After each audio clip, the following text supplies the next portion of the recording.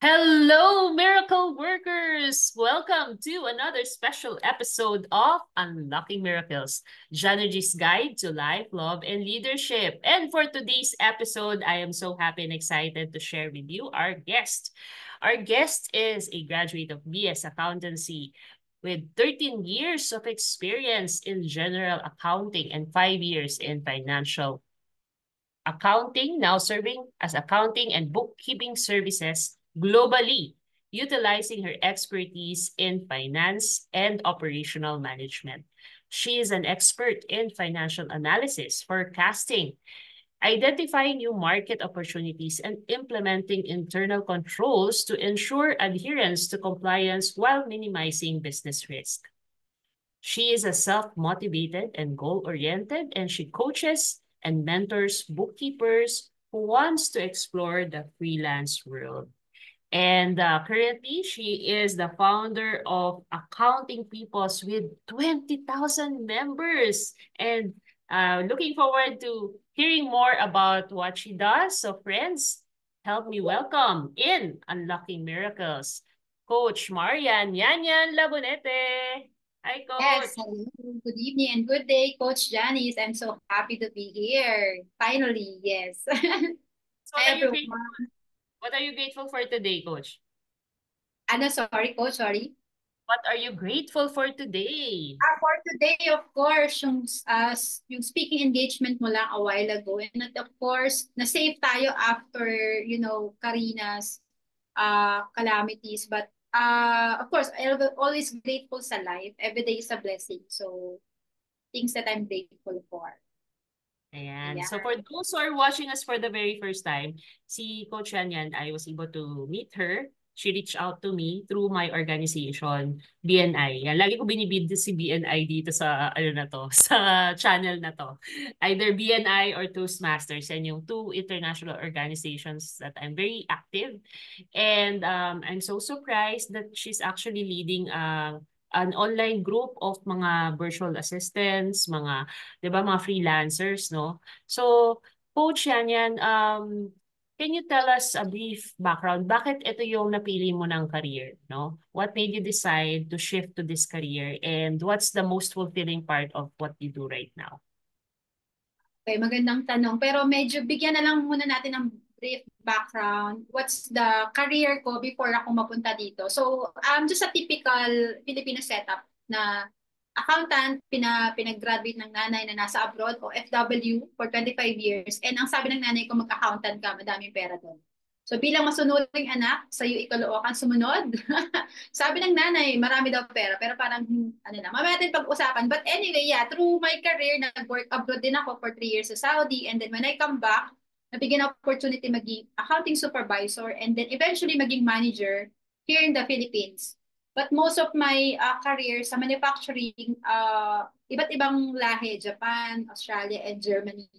So, but for some reason, when I was in a corporate, I'm still looking for a freedom na hindi ko malaman kung saan ang gagaling. Sabi ko, saan kaya ako after ng corporate? Ayoko maging corporate, parang gusto ko maging business. Pero hindi ko alam kung paano. But eventually, gusto ko yung time freedom na mag-office sa coffee shop or lalabas lang, gusto ko lang makipag-meeting, gusto ko lang makipag-usap. That's napaka-extrovert kong tao. Gusto ko yung lumalabas. Every week gusto ko may nakakausap. But eventually, mga 2018, nasa corporate pa ako, nagtinda ako ng online selling sa Korean product. That's yung nag-open sa akin na pwede pala ako magbenta. So, nabentahan ko yung mga classmate ko, dumami yung kliyente ko, nagsusupply ako sa iba't ibang lugar, Davao, Cebu, pinapadala ko po courier.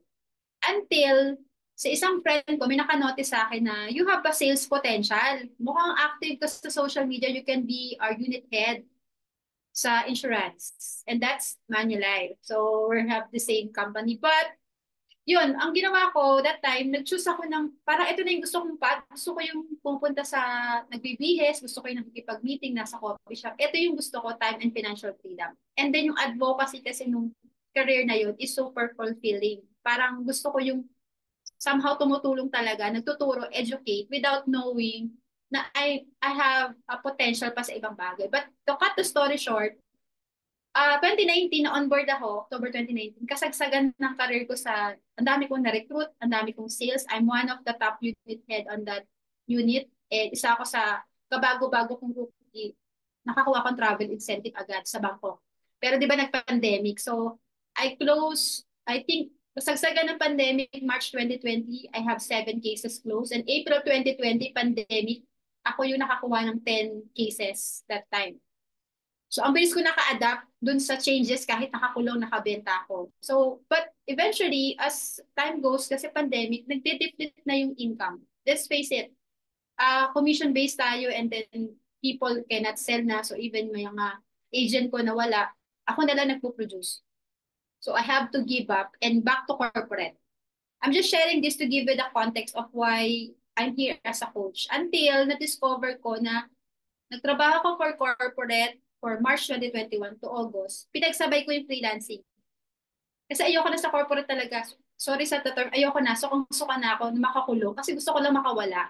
Pero I have no choice to magkaroon ng fixed income for the meantime. Parang band-aid solution lang for the situation na pandemic. Pero nung nakakuha ako ng clients sa international, freelancing sa US, and then sa Australia, dun ko na siya in-stop. Sabi ko, I will resign. Nag-resign ako kasi ano na, hybrid na. Pagbalik ko from office, sabi ko, sir, magre-resign na ako. Then I do freelancing na full-time, 2021 August. And then that time, yun na, nagkaroon na ako maraming clients, 17 clients, 10 clients. And then eventually, may nakapansin sa akin sa LinkedIn classmate ko, why not? Magtayo ka ng agency, ang dami mo pala nakukuha ang client. So, yung mga strategy ko from the insurance company, I applied. I have mentioned, dun talaga ako na-train how to maging manhid sa rejection. If ayaw mo, diwag, move on, next client tayo. So, ganun ko na-adapt yung trabaho natin and nakuha ko dun yung bawal talagang sumuko, talagang babangon at babangon ka. Then eventually yon nakakreate ako ng community. I don't know, for some reason, na-enjoy ko yung nag-share, nag-educate, which is being taught din talaga sa insurance company na mag-educate ka lang, tas, magbigay value ka lang. Kahit ano pa yan, may matutulungan ka. So bakit ko siya marerelate dun sa insurance? Why? Kasi nung insurance company ako, ang lagi sa akin rejection, wala akong pambayad. Kasi wala akong pera. So yun yung nag-trigger sa akin, why not? I can create a job. That's why yung persistent ko to become an agency owner, ganun na lang. Saka makapagbigay ng trabaho opportunity sa iba. So if may trabaho ka na, would you consider getting an insurance ba? So although hindi na ako pushing ngayon, I have clients pa rin na build ko yung ano ko sa mga client ko. But yun yung nag-trigger sa akin na magka-connect pala siya na giving yung rejection nila, if I can give solution ba, they will priority ba? Consider na. So yun siya, napagtagni-tagni ko siya, yung mga pinagdaanan ko ng corporate sa insurance, combine experience siya into what andito ko ngayon sa coaching and a community which I love. So, kagaya ng iba, hindi rin natin alam yung strength and weaknesses. Nakakatawa lang kasi nga, yung isa kong mentor na nagsabi sa akin magpa-paid coaching is, pinakuha niya ako ng Gallup test. For sure, alam mo yun, Coach Janice. Yes, ang lumabas sa, ang kulit-kulit niya, 2 months kong hindi na-take yun. So sabi ko, take ka ng Gallup, lumabas, communicator ako, number 1. Tapos, basta, connector, yan, yun yung role ko. Nung nalaman ko yung weaknesses ko lalo, ay, strength ko lalo, doon ko pinush yung coaching kasi yun pala yung strength ko. So I have to really focus on coaching and connect with other people. That's why, ayan, may mga free community, may free webinar every week. Kasi gusto ko ituloy yung nasimulan ko 3 years ago. So walang putol. Wala yata kaming absent na free webinar every week unless may certain. But the consistency of giving. Pala yung webinar na yon that I did. No? Yes, Every week siya. every week siya, consistently week 3, Thursday, 7 p.m. to build habit and of course, to show giving back to the community. Kasi yun nga, lahat naman ng tao sometimes nada-down. And yeah, kailangan ng motivation. Kailangan someone, they will magpupush sa kanila para ma-ignite ulit yung nararamdaman. So we have to be consistent on giving free webinar. Para iba-iba siyang variety, Coach Janice. Minsan, accounting, minsan sa live coaching. So different speaker of all areas of professional. para mix mabibigay namin personal growth sa kanila and professional growth. So doon po yung story ko. Medyo mahaba pero yun yung story. I just wanna take note yung everything really happens for a reason. No, gaya nung sinabi mo, no, yung naging past na mga trabaho mo, no, still na-apply mo pa rin naman siya sa current work mo ngayon, sa current mission mo. And you're impacting more lives. It's so much aligned to your strengths. So magandang i-point out yun. So for those listening to us right now, di ba nung bata tayo, if you recall, gusto ng mga teachers natin no, na kailangan yung weakness mo gawin mong strengths. Di ba? Ngayon, nowadays talagang we're encouraged na we stick to our strengths and then yung mga weaknesses natin, find a collaborator. Find somebody na yun naman yung strengths nila para we get to, parang fully maximize yung opportunities, di ba? Saka yung oras natin, makasave tayo sa oras. And yun naman yung kagandahan na ginawa ni Coach yan ngayon because she has already built gusto ko sana sabihin, she has built an empire. She has built a community, no, na very active, no. I think nung nag-speak ako around 40 or 50 yata yung nag-join, no. So for a webinar, that's very active kasi usually I experience mga webinars ngayon online kasi mas gusto nila ng in-person na talaga. So yung iba, konti na lang talaga ang nag-join. So yeah, so I'm very interested to know, Coach Yanyan, any miracle stories that you want to share with our viewers, our listeners, so that they can be inspired by you. Yeah.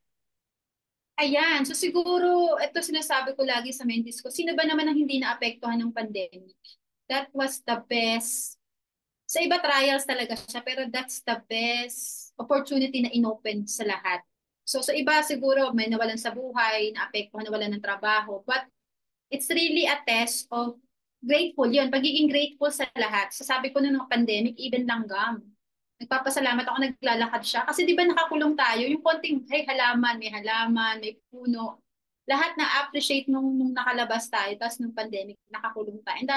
Ang daming pinabalik ni Lord sa bahay. Siguro, you're too busy on your career, on going out. So, balik tayo lahat sa bahay. Ma-appreciate niyo yung family and value ng anong meron lang kayo ngayon. Kung ano yung meron, yun yung ipasalamatan niyo. But naalala ko nung November 2020, natatandaan ko to, wala na talaga akong pera. I have 200 pesos na lang. And magka-client pa kasi nakakalabas ako. Pero 200 pesos, kailangan ko may gas. Tapos kulang na kulang, baka magkamali ako sa toll. Baka hindi ako makalampas sa toll gate.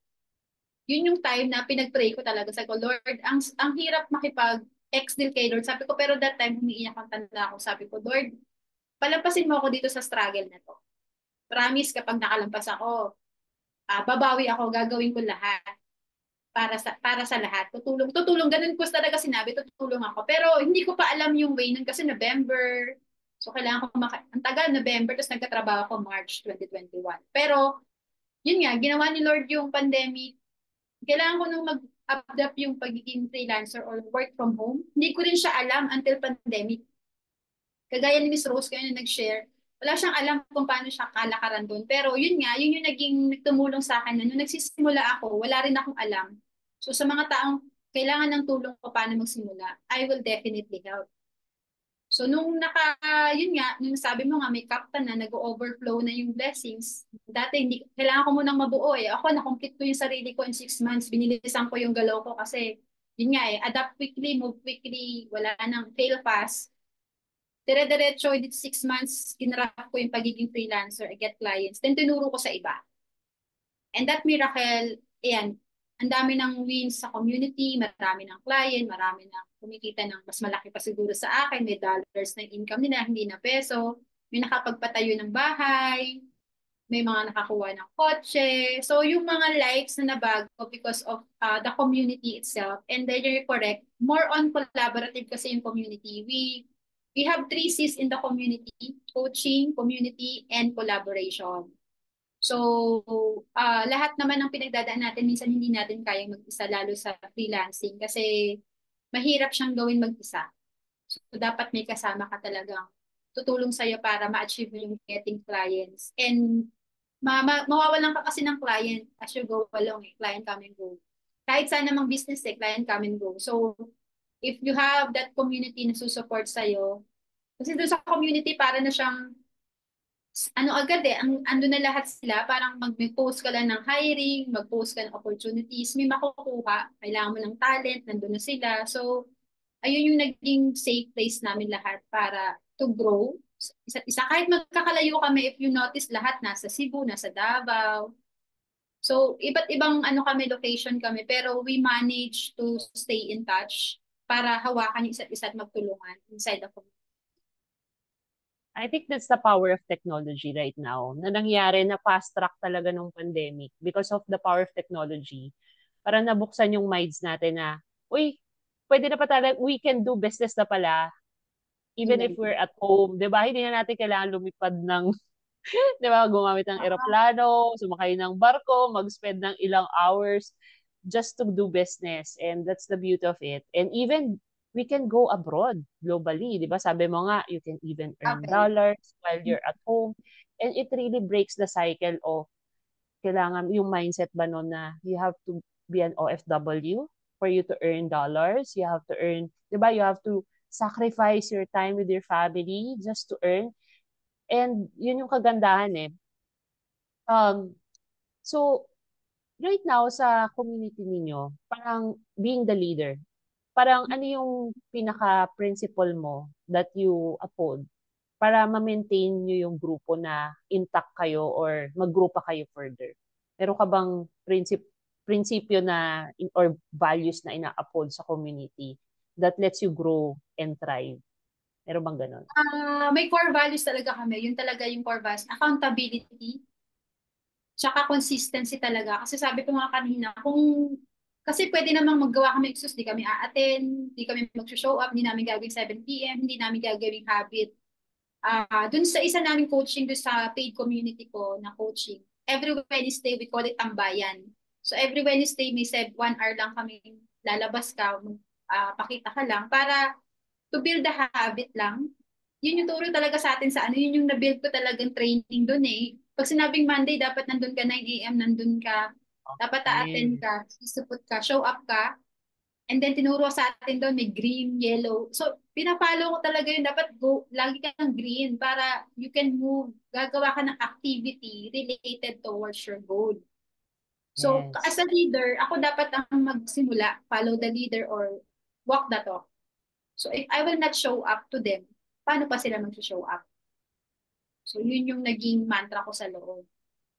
Yan. And right now, you have actually, ano rin na ba, may mga na-appoint ka na rin ng mga other leaders. Kasi in case na, di ba, Yes. meron kang na-busy ka or nagkaroon ka ng ailment, di ba, meron ka na rin na nag-aantabay sa Na-train, community mo. na-train. Meron ng Na-train mga na. may ganon. Pero syempre, minsan, ako din gusto ko pa rin talagang nandun. Pero pag hindi talaga ako available, merong sub, oy, kayo muna mag-co-host, kaya nyo na yan. And then, sa loob coach, mapapansin mo, iba't iba kasi doon ng courses, like Australian course, tax course. From the community, nakabuild ako ng mga leaders. We have own coaches inside, not me. Ako lang yung nag-lead, pero sa May mga baba, iba-ibang specializations na rin. sila na host. And then I appoint them na, oh, you can do this, you can train, you can launch a course, go ahead. So, ganun siya. Nagkaroon ng mga coaches inside. Yeah, ang ganda nun, no? So, for those who are thinking of like building their own online communities, it's important talaga na to be clear on the values that you want to and the principles that you want to uphold in your community, just to make sure lang na aligned, everybody's aligned, and that will help you grow the community then in the process, kasi nga nagkakaintindihan kayo na ito yung sinusundon niya na ano. So was there any time ba na nag-kick out kayo ng member kasi hindi sumusunod sa ano niyo? It Meron bang happens ganun? naman sa lahat ng community. Kasi nga, yun nga, importante nga may core values, vision and mission. Kapag hindi align, pwedeng mawala, pwedeng maalis, so pwedeng mag-leave. So it happens, normal. But eventually, if you will continue dun sa goals ng company, yes, may mga matatama ang mga tao, pero if you see the vision na mas malalim yung community, hindi lang yung for your personal, ano eh, kasi pwede namang Malis ka, ayoko na, nega na ako. Ayoko na dyan, kayo na lang bahala dyan. Pero if it's yung vision, no, hindi ko kailangang maramdaman to. Kailangan dito lang yung decision mo, subjective. Dapat diretso lang kasi may mga taong sumusunod sa'yo at naniniwala dun sa community. So, yun siguro, coach. It happens, normal. In any organization, Yeah. people do And it. may mga, syempre tao yan eh. Syempre may mga taong hindi mo nakakasundo or nakakasama mo ng loob. And it's important lang that you just stick to what you believe in. Because kapag hindi mo ginawa yun, no, magkakaroon talaga ng chaos within the community. And yeah, I like what you said about walking the talk kasi as a leader, mahirap kang magpasunod at mag-influence ng mga tao if you yourself, you're not doing it. So, importante talaga yan as a leader that we walk the talk. Yeah, very insightful yung mga sinishare sa atin ni Coach Shanyan. I'm sure we also have viewers here who are thinking of starting a freelance career kasi nga with the situation that we have right now. Ngayon ba, kailangan bang full-time kang freelance or pwede ka rin mag-start off as a part-timer? Like, halimbawa, employed ka, you have business but you still have a, like extra 3 hours or 4 hours of your time that you can devote to freelancing. Is that possible din ba? Pwede rin yun? Yes. At yun yung ginawa ko nung March 2021 to August. So may full-time ako 8 to 5, imagine. Tapos paggabi, may nakakuha ko ng client na part-time sa Australia. Then yung pina-outsource ko yun. Basta importante matapos yung trabaho. So tapos nasa opisina ako, pinapa-outsource ko na yung trabaho. Tapos tong gabi, tatrabaho ko full-time. Wala talagang tulog. Kasi gusto ko manang matest yung water. So ito yung advice ko dun sa who wants to transition is test the water for 1 month, wala akong tulog. 8 to 5, then papasok ako ng 9 p.m. to 5 a.m. sa New York. So online lang din yun as a bookkeeper. Tapos, yun nga, pag nasa office ako, may nag-outsource from Australia. So, nung nakuha ko na yung income ng It's 9 o'clock. nung katapat nung nasa corporate, doon ako nag-resign. Pero possible, may mga client na flexible and part-time. Yeah. And right now, you're running an agency na. Ibig sabihin ba, ikaw na yung kumakausap sa kliyente and you're the one getting the talents. Talent na. So, ganun na. Ganun na siya. Oh. Kasi you've already built na rin your credibility. And at the same time, parang may leverage ka rin. Di ba? Pag O ganon. kasi that time, eto, ba-share ko lang, nahihirapan, nung freelancer ako, ang hirap magtago. Ang alam ng client, ako yung gumagawa. Pero pinapa-outsource ko yung bookkeeping. So, may tendency that time, ito yung mga pagkakamali ko nun na, ah, yes, ina-outsource ko siya, pero hindi ko na-check yung deliverable. So, si client, ang taas na expectation sa akin, pero So, hindi ko na-meet. So, nawawala oh, sila. So, ayun nga, gaya ng sabi natin, at ang strength ko kasi mag-close lang ng deals, hindi ako pang back-end, pang deliverables. So, I'll get oo. clients, I can get clients hanggang ma-close ko, hanggang doon lang ako. Tapos may iba nang gagawa.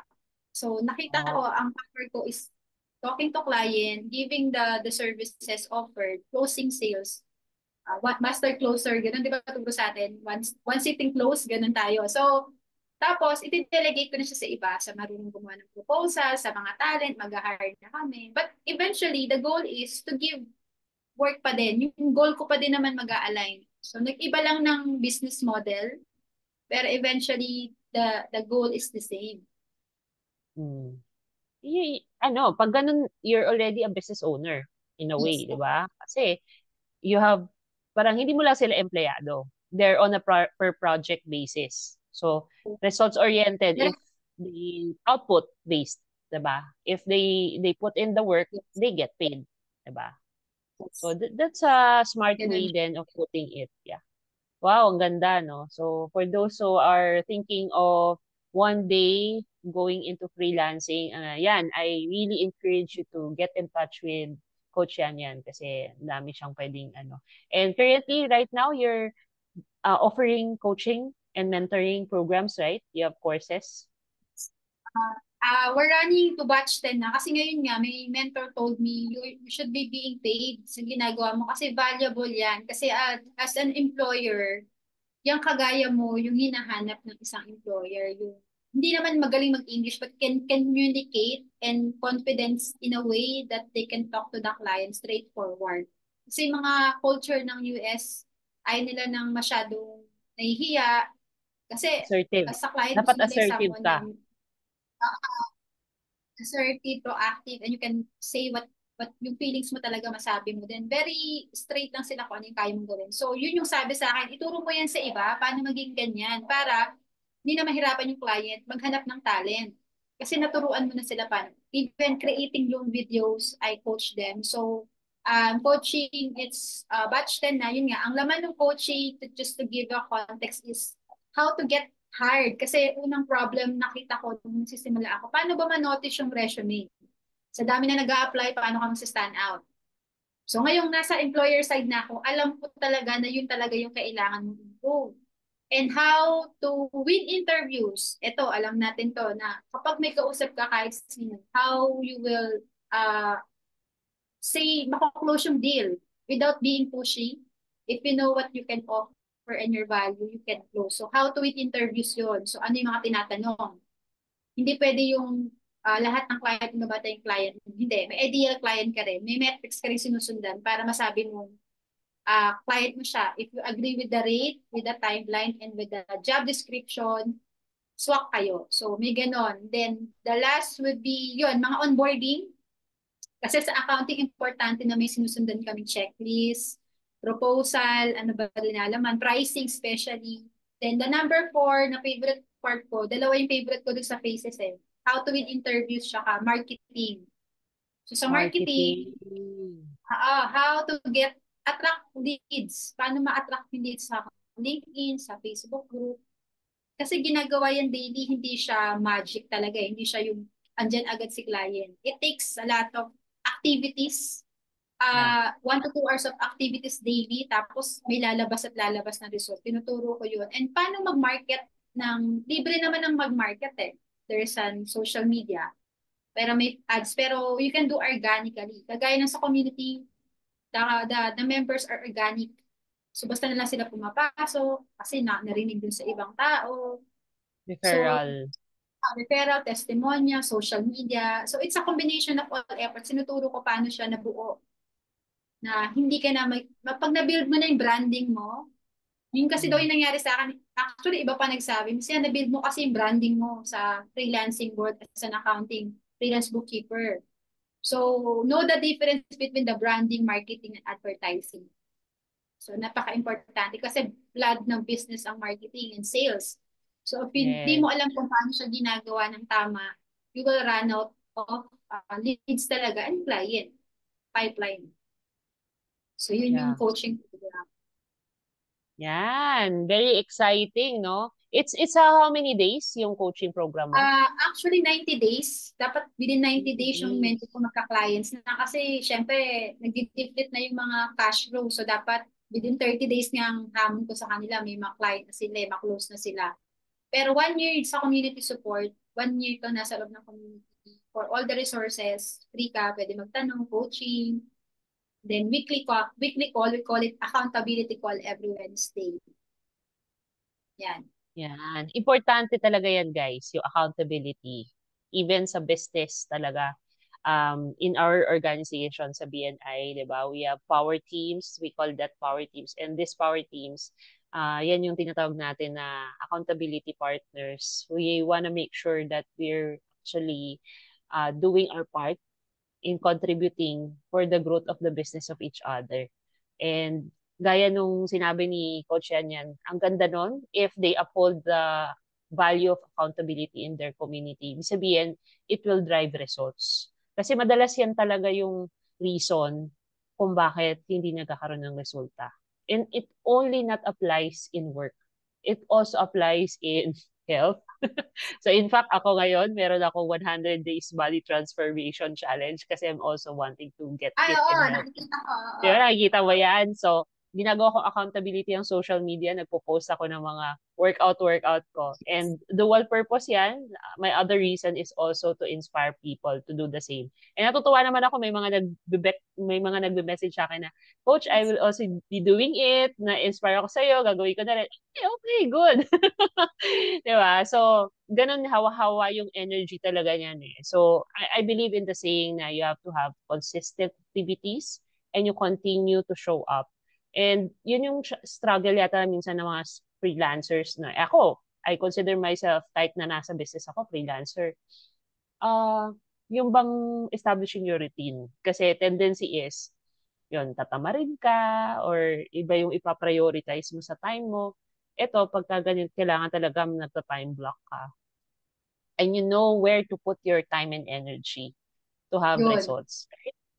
Sabi ko nga lagi, ako, mahilig din naman ako manood makinig. Sabi kasi doon, hindi naman tayo laging motivated. Pero if you're a disciplined person, it will follows.